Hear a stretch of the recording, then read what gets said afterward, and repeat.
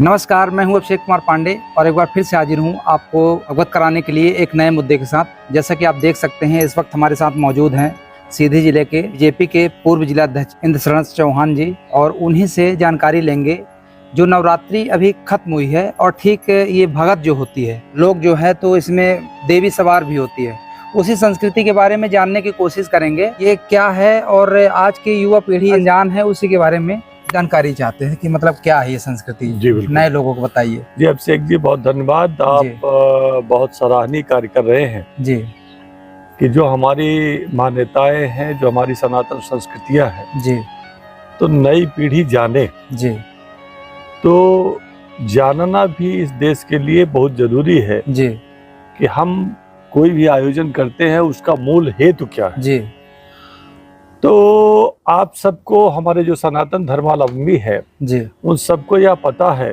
जी कि आज के ही दिन भगवान राम का प्रागट्य हुआ। जी और जब प्रागट्य हुआ तो हमारे रामचरितमानस में जो अध्यात्म का एक केंद्र है, जी तो तुलसीदास जी ने लिखा जी कि नवमी तिथि मधुमास पुनीता, जी शुक्ल पक्ष अभिजित हरिप्रीता, जी मध्य दिवस नहीं शीत न घामा, पावन काल लोक विश्रामा। जी भगवान राम का प्रागट्य कब हुआ? आज के ही दिन नवमी तिथि को। जी कब हुआ?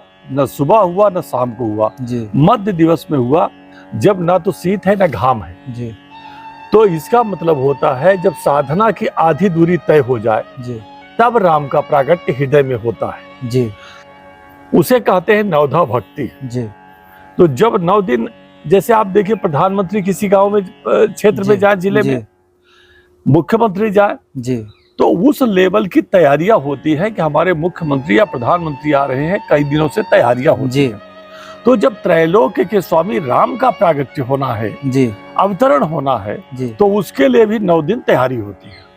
तो जब हृदय में तैयारी करते हैं, हम अपने मन साफ करते हैं, तो हमारा वर्ष प्रतिपदा से जी हमारा एक जो 9 वर्ष चलता है, जी जो सनातन है, जो हम कहते हैं कि हमारा 9 वर्ष, देखिए अंग्रेज मनाते हैं जी 1 जनवरी से। जी आप ठंड में सिकुड़ रहे हैं। अच्छा, एक चीज पूछना चाहता हूँ आपसे, जैसे कि एक नवरात्रि एक चैत्र में होती है, हाँ, ठीक है। हाँ, हाँ, एक नवरात्रि जिसमें दुर्गा जी हम रखते हैं। हाँ, हाँ।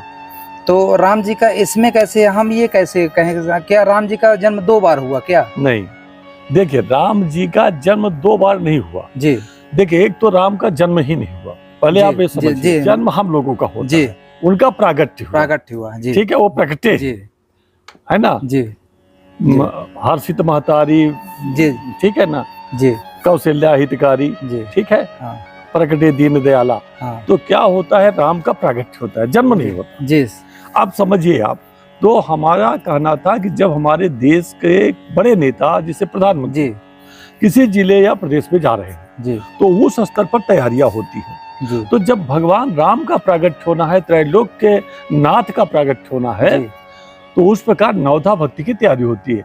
हम इस शरीर को प्रिपेयर करते हैं, इस जी। शरीर में प्रागट्य होना है। जी तो वर्ष प्रतिपदा 9 वर्ष, जी 9 वर्ष हम कब बनाएंगे? जी जब कुछ नया होगा, है ना। जी। जब सब कुछ पुराना चल रहा है, तो फिर काहे का नया वर्ष?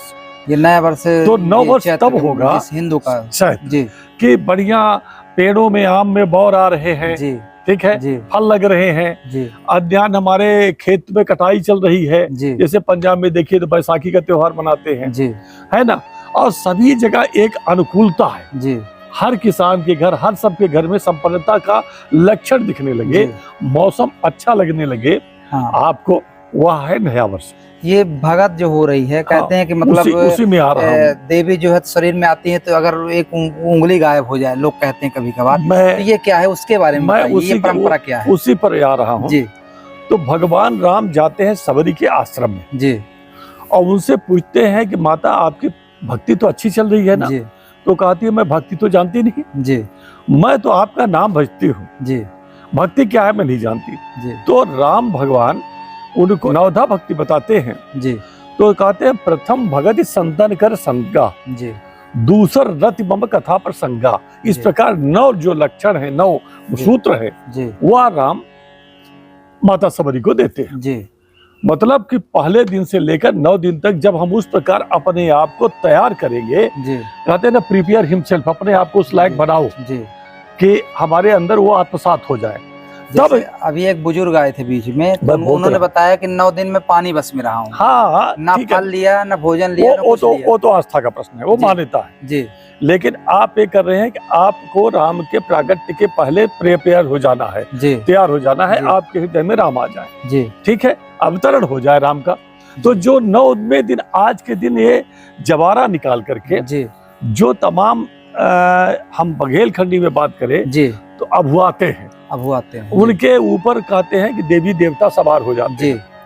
वास्तव में जब राम का प्रागट्य होगा जी, तो नर नारी, मनुष्य, असुर, किन्नर, देवी देवता सब जो है खुश हो जाते हैं, प्रसन्न हो जाते हैं, ठीक है जी। और जब प्रसन्न हो जाएंगे तो हमारे शरीर में आ जाएंगे जी, प्रसन्नता व्यक्त करेंगे जी। तो ये वास्तव में राम के प्रागट्य दिवस पर यह प्रसन्नता का प्रकटीकरण है। अच्छा, हाँ, ये जो है तो भगवान राम का जो प्रागट्य हुआ, नवमी तिथि मधुमास पुनीता, शुक्ल पक्ष अभिजीत हरिप्रीता, मध्य दिवस नहीं शीत न घामा जी, पावन काल लोक विश्रामा। तो ऐसे जब भगवान राम का प्रकट होता है, उस दिन जब ये अपने खुशी का, अपने प्रसन्नता का यह प्रगटीकरण है कि हमारे ऊपर सब देवी देवता आ गए और हमारे माध्यम से देवी देवता भी प्रसन्नता व्यक्त कर रहे हैं। यह मूल चीज यह है। देखिए, जो जन्म लिया उसका मरना तय है।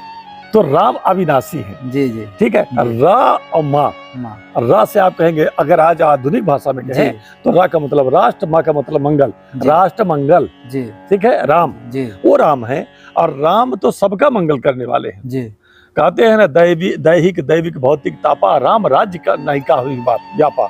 तो भगवान राम जब प्रकट होते हैं तो सारे देशवासी प्रसन्न है, और जो देवी देवता है वो कैसे प्रसन्नता व्यक्त करें, तो हम लोगों के ऊपर आकर के, जो हमारे ये भक्तगण हैं, उनके हृदय में आकर के अपना जो प्रसन्नता है उसका वो प्रकटीकरण करते हैं। अच्छा। तो मूल चीज ये है।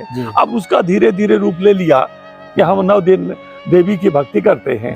चूंकि यह बताने के लिए न तो किसी के पास समय है, मैं आपको इसीलिए धन्यवाद दे रहा हूँ कि आप कम से कम इस विषय पर खोज कर रहे हैं और लोग जाने कि वास्तव में ये 9 दिन हम कर क्या रहे हैं, और आज के दिन जो ये हम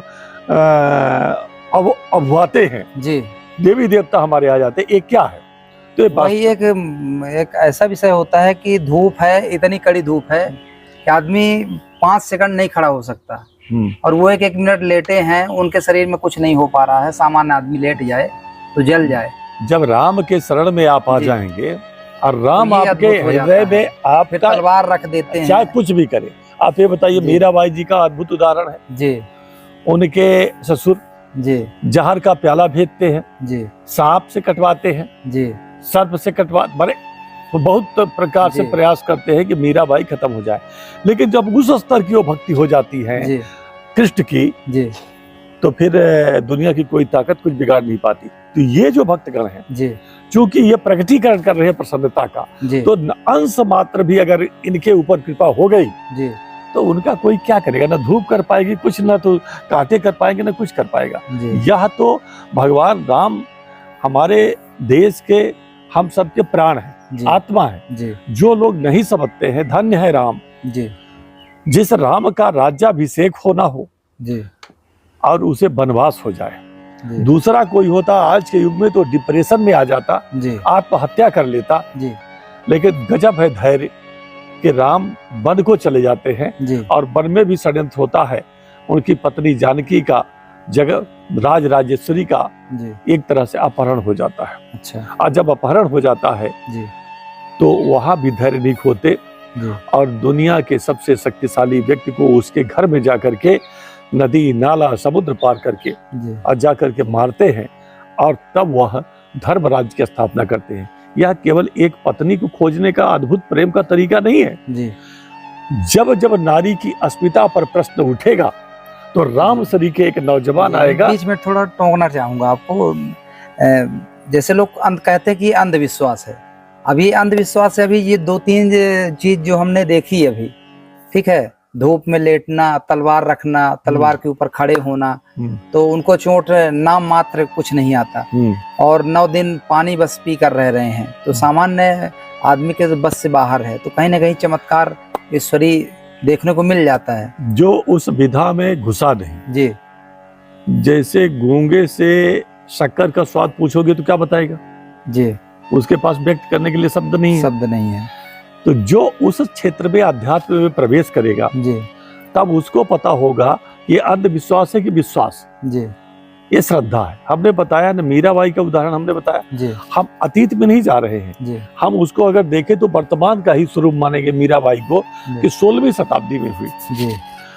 और जब 16वीं शताब्दी में हुई तो बहुत देर पहले मानते थे जी कि अंधविश्वास है, मीराबाई का किसी से संबंध है जी। उनको कमरे के अंदर बंद कर दिया गया, तब भी कोई बात कर रहा है जी। कहते हैं कि सब कपिया परदेश वसत है, लिख लिख भेजे पाती, हम मोरा पिया मोरे ही वसत है, ना कहवाती जाती जी। मीराबाई आह्वान करती है जी। और जब मथुरा में वृंदावन में मीराबाई जी रह रही थी तो पहले तो दुनिया अंधा विश्वास से रूढ़ी मान रही थी जी। लेकिन जब राणा रतन सिंह ने अपने सामंतों को भेजा और कहा कि जब तक हमारी भाभी साहब नहीं आएंगी जी, तो हम चैन की सांस नहीं लेंगे। राणा खानदान की बहू एक लुगरी पहन करके, टुकड़े पहन करके, साड़ी के लोई पहन करके वहां घूम रही है, यह मेवाड़ का अपमान है जी। तो सामंत गए और सामंतों ने कहा कि जब तक आप मेवाड़ नहीं चलेंगी जी, मैं इसको जोड़ रहा हूं इससे, अंधविश्वास जो आपने कहा, तो हम चलेंगे नहीं, हम यही आत्महत्या कर लेंगे। सामंतों ने कहा मेवाड़ के 151 सामंत, जिसमें पंडित भी थे, पुरोहित थे जी। राजा, उनके सामंत इलाकेदार थे सारे लोग। तो मीराबाई जी ने कहा कि मैं अकेले नहीं जाऊंगा, अच्छा, मैं पहले अपने प्रभु से पूछ लूं, अपने पति से पूछ लूं जी। पति का मतलब मालिक होता है जी। पति का मतलब केवल हस्बैंड नहीं है जी, मनसेरू नहीं है जी। ये पति का मतलब होता है मालिक जी। जैसे कहते जान पवन सुत पति अनुकूला, तो क्या हनुमान जी पत्नी है? क्या राम पति है? नहीं, हनुमान जी सेवक है, उनके मालिक राम है, आराध्य पुरुष है राम, बिल्कुल ठीक है। पति का मतलब मालिक होता है। तो कहती है मैं अपने पति से पूछ लूं जी। और जा करके कृष्ण भगवान के मूर्ति में के सामने खड़ी होकर के कहती है कृष्ण भगवान से, और बाहर सामंत इंतजार कर रहे हैं, पुरोहित इंतजार कर रहे हैं, कहती हैं कि जब आप मेरे साथ चलोगे तभी मैं मेवाड़ जाऊंगी, मैं अकेले नहीं जाऊंगी।